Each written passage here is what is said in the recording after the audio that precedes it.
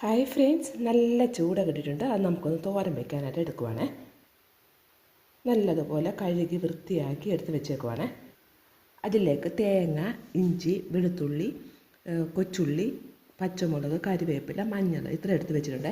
ഇത് നമുക്ക് നല്ലപോലെ കൈ കൊണ്ടൊന്ന് ഞെരട്ടിയിട്ട് ഇതോടിട്ട് കൊടുക്കാം. എനിക്ക് മിക്സിക്കകത്ത് അടിക്കുന്ന ഇഷ്ടമല്ല. ഇനി നമുക്ക് ഇതിലേക്ക് ഇട്ട് കൊടുക്കാം. ഇതിലേക്ക് നമുക്ക് ചുപ്പ് ഇട്ട് കൊടുക്കാം. ഇത് പുളി ഇട്ട് വെച്ചേക്കുന്ന വെള്ളമാണ്. അത് നമുക്കിതോട്ട് ഒഴിച്ചു കൊടുക്കാം.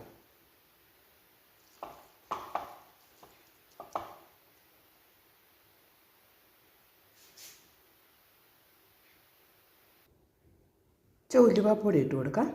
ചില കുരുമുളക് പൊടിയും കൂടി ഇട്ട് കൊടുക്കാം. ഇനി നമുക്കിത് അടുപ്പത്തോട് വെച്ച് കൊടുക്കാമേ.